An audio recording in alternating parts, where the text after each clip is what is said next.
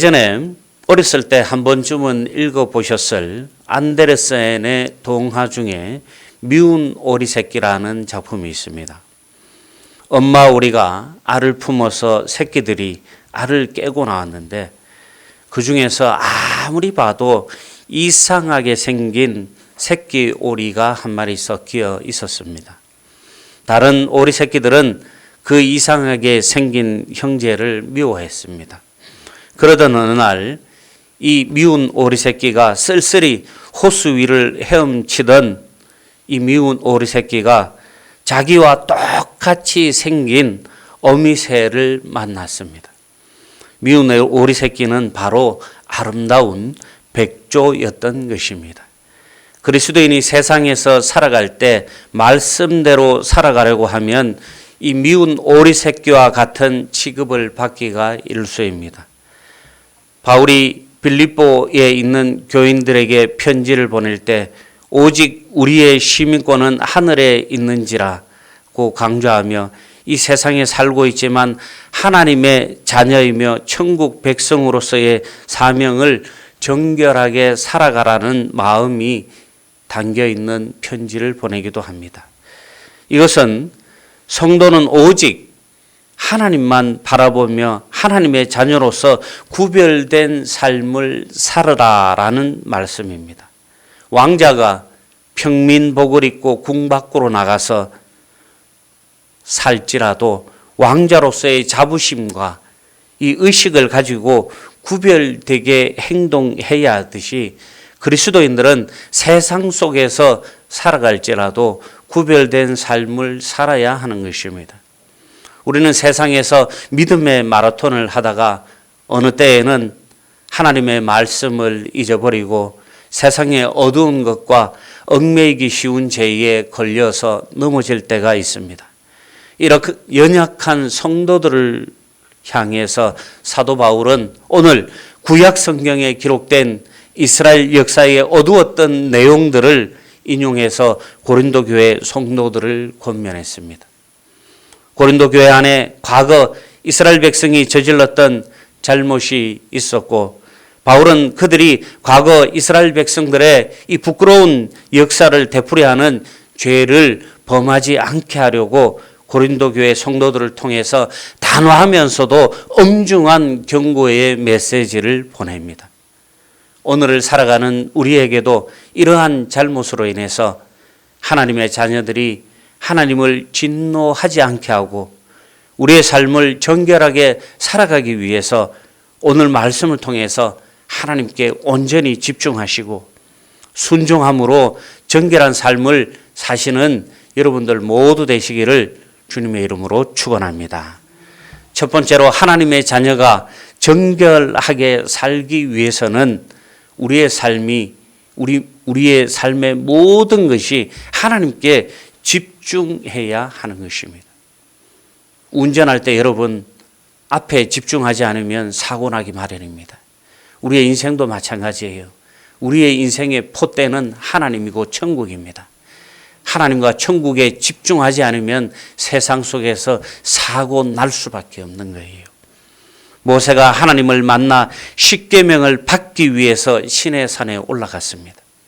그가 산에 머무는 시간이 길어지자 그를 기다리던 이 이스라엘 백성들이 자신들의 불안감을 해소하기 위해서 이스라엘 백성들이 아론에게 우리를 위하여 우리를 인도할 신을 만들라고 합니다. 그들의 아내와 자녀들이 가지고 있는 금고리를 빼어서 송아지 형상을 만들어 그것에 절하며 앉아서 먹고 마시며 뛰어놀며 우상 숭배하는 모습을 하나님께서 보시고 노하여 모세에게 이스라엘 백성이 부패하였다며 진노하셔서 이 사건으로 자그마치 3,000명이 죽임을 당했습니다. 하나님은 하나님이 아닌 다른 것에 우상 숭배하는 이스라엘 백성들에게 또 전염병을 보내 죄에 대한 혹독한 값을 치르게 하셨습니다. 지금 우리는 팬데믹 시대에 살아가고 있습니다. 3년이 지났지만 여전히 이 팬데믹은 수그러들 줄 모르고 날이 가면 갈수록 더 치열한 전쟁을 펼치고 있습니다. 이제는 누구 할 거 없이 그냥 감기 걸리듯이 걸리는 것입니다. 제가 아는 분들도 지금 전화해 보면 대다수가 다 걸렸다 그래요. 우리 성도님들도 마찬가지예요. 언제 어디서 걸릴 줄 모릅니다. 두려워할 것도 없어요. 하나님께서 우리가 하나님께 집중하지 못하고 세상의 것에 한눈 팔고 자꾸만 세상의 것에 기뻐하며 춤추고 놀고 있으니까 하나님께서 이 역병을 통해서 혹독한 값을 치르게 하시는 것입니다. 이 역병에서 끝나는 것이 아니라 너무나 안타깝게 지금 서방에서는 우크라이나와 러시아가 전쟁을 하고 있습니다. 익히 우리는 전쟁을 치루었던 나라입니다. 전쟁은 아주 아름다운 감상이 아닙니다. 그냥 죽이고 죽는 것입니다. 그 이상 그 이하도 없습니다. 사랑하는 성도 여러분, 하나님께 집중하시기 바랍니다. 하나님께 집중함으로 우리의 삶을 맞추고 하나님께 집중함으로 우리 삶이 하나님께서 주시는 것으로 온전히 채워져서 그것으로 우리의 삶을 하나님께 맞추어 살아가는 거룩한 인생들 되시기를 소망합니다. 오늘 본문에 나오는 이 고린도는 우상 숭배의 본거지였습니다. 그런 환경 속에서 믿음의 정결함을 지킨다는 것은 결코 쉬운 일이 아니었습니다. 그런데도 하나님은 하나님의 자녀인 그들이 우상 숭배자가 되지 않기를 원하셨습니다. 우리는 이 시대에 우리 문화 속에 들어와 있는 수많은 우상을 분별하고 버릴 수 있어야 하는 것입니다. 여러분, 우상이라는 게 꼭 절에 가서 돌 붙여 탑에다가 절하는 게 우상이 아니에요. 대나무 꽂은 데 가고 숭구리당당 하는 것만 우상이 아니에요.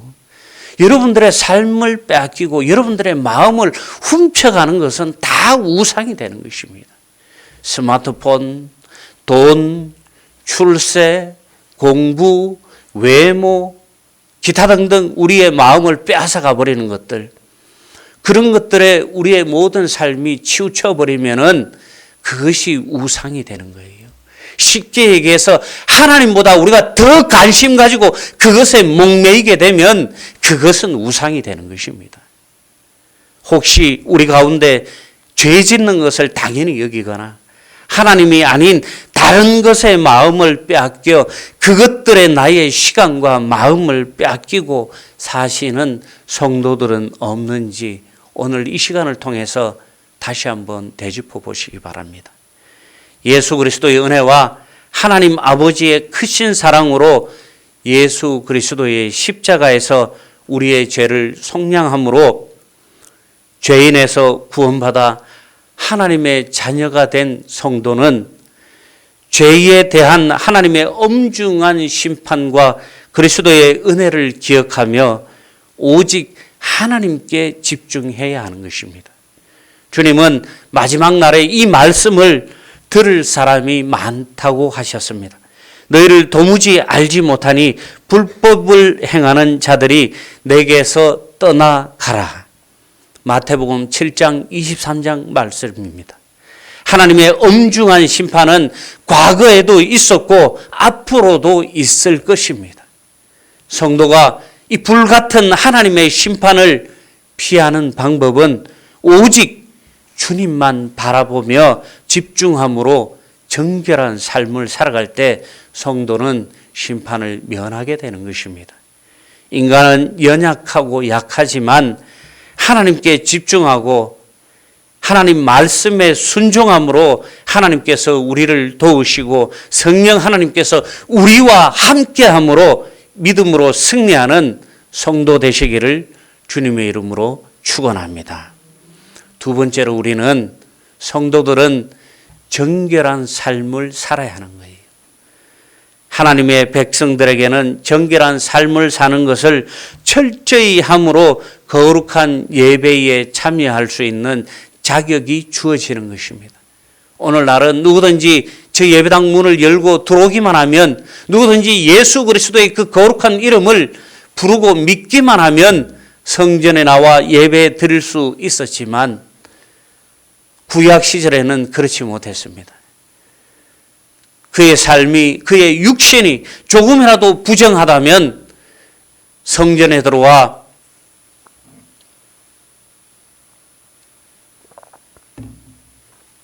하나님께 예배 드릴 수 없었습니다. 그 시대에는 누구나 마음껏 하나님을 만날 수도 없었습니다. 그런데도 이스라엘은 출애굽 여정 중에 저지른 또 하나의 죄가 있습니다. 이 죄는 이스라엘 남자들이 모압 여인의 유혹에 넘어가서 간음죄를 범한 것입니다. 민수기 25장 말씀에 보면 이스라엘이 시뜸에 머물러 있을 때에 백성들이 모압 여인들과 음란한 짓을 저지르기 시작했습니다. 그 여인들이 자기 신들에게 드리는 희생 제사에 이스라엘 남자들을 초청해서 데려갑니다. 이스라엘 백성은 거기서 먹고 그 신들에게 경배하기까지 했습니다. 이렇게 이스라엘이 바알볼의 일에 참여하게 됐으므로 여호와께서 이스라엘을 향해 진노하셨어요. 그리고 여호와께서 모세에게 말씀하셨습니다. 이 백성들의 지도자들을 모두 데려다가 여호와 앞에서 대낮에 그들을 죽여라. 그렇게 해야 여호와의 무서운 진노가 이스라엘에게서 떠날 것이다. 그러자 모세가 이스라엘의 재판관들에게 너희는 각자 자기 사람들 가운데 바알볼의 일에 참여했던 사람들을 죽여라 라고 명령을 합니다. 그때 한 이스라엘 남자가 모세와 온 이스라엘 회중이 보는 가운데에 자기 형제들에게로 한 미디안 여자를 데리고 왔습니다. 마침 회중은 해막 입구에서 울고 있었습니다. 제사장 아론의 손자이며 엘르아살의 아들인 비느하스가 이것을 보고 회중 가운데에서 일어나 손에 창을 들고 그 이스라엘 남자를 따라 그 막사에 들어가서 그 이스라엘 남자와 그 여인의 배를 그 창으로 뚫어서 두 사람을 죽이니까 비로소 하나님의 그 진노하신 심판의 역병이 이스라엘 자손에서 끊겼다라는 것입니다. 비로소 하나님의 진노와 역병이 멈추었다는 것입니다. 이들의 이 음행으로 하나님께서 그들을 심판하신 이 연병으로 죽은 자가 자그마치 2만 4천 명이나 되었다고 합니다.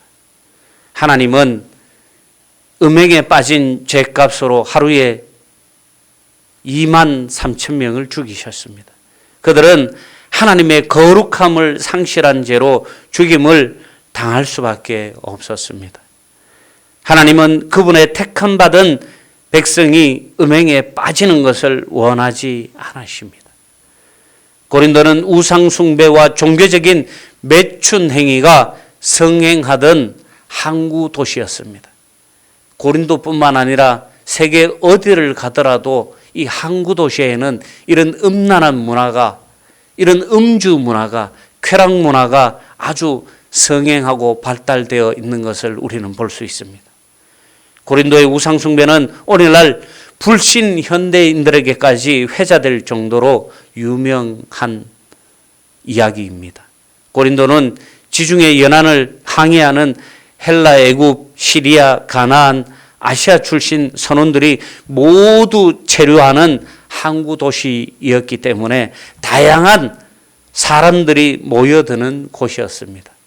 그리고 이들이 세운 신전들이 도시 곳곳에 있었습니다. 이 가운데 고린도를 대표하는 곳으로는 고린도 남쪽 광장에 있는 아크로 고린도 언덕에 우뚝 솟은 아프로디테, 즉 사랑의 여신의 이 신전입니다. 이 신전에는 당시 무려 1,000명이 넘는 여자 사제들이 있었는데 이들은 제사의식의 하나로 신전에서 온갖 음란한 행위를 자행하였다고 합니다. 이렇게 음행과 우상숭배가 일상생활처럼 만연하다 보니 고린도 교인 중에는 아버지의 첩과 동침하는 아들이 있어 교회에 큰 문제가 되기도 하였습니다. 여러분, 얼마나 음란 문화가 성행했으면 이런 웃지 못할 사건도 벌어졌다는 것입니다. 음행은 죽임을 당할 만큼 하나님께서 심각하게 여기는 죄입니다. 오늘날 교인들이 조심해야 할 것이 바로 이 쾌락과 관음죄입니다. 비록 혼외 정사가 보편화되고 간통죄가 폐지되었다 할지라도 성도들은 육체적, 정신적으로 순결함으로 정결한 삶을 살아야 하는 것입니다. 이것은 성적인 문제만을 말하는 것이 아닙니다. 이 쾌락이라는 것은 우리를 아주 황홀하게 유혹해서 우리를 순식간에 우리의 모든 삶을 불결하고 비참하게 망가뜨리는 사탄의 도구인 것입니다.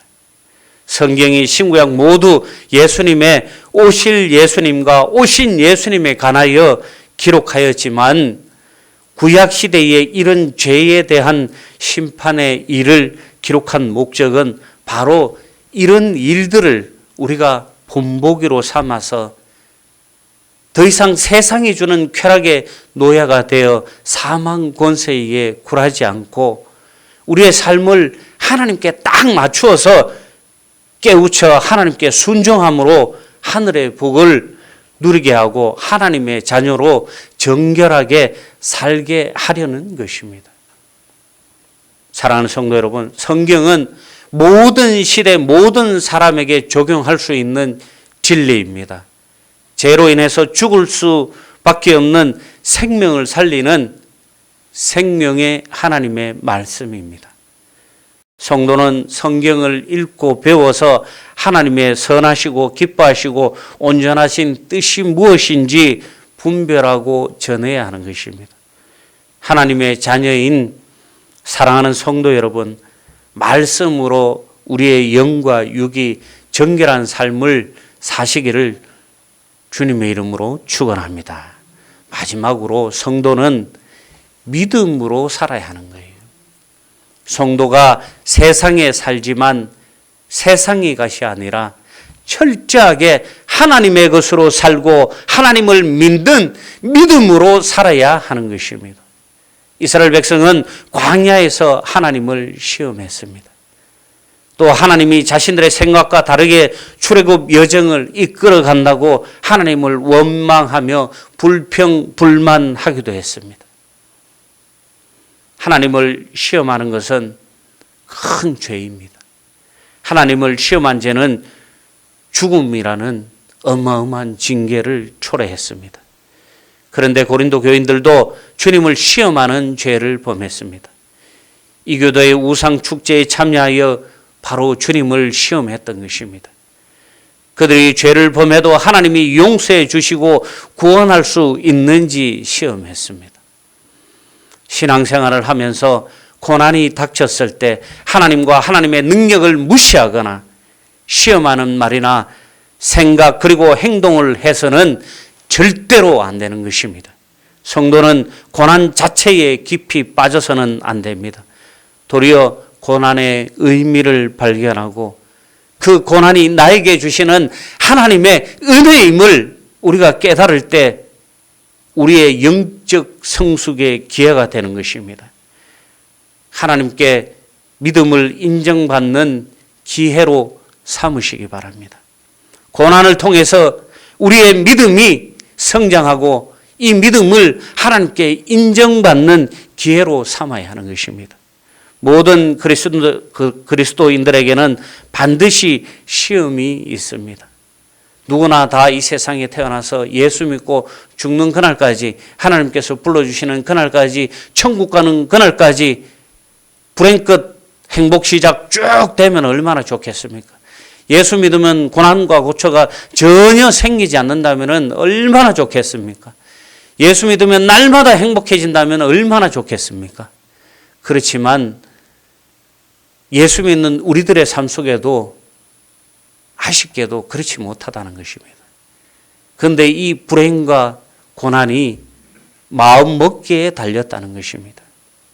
우리가 이 고난을 하나님께서 주시는 은혜로 생각하면 성장의 시간이 되고 성장의 양분이 되지만 이 고난에 발목 잡혀서 우리가 주저앉아 버리면은 그냥 거기에 주저앉아 버리게 되는 것입니다.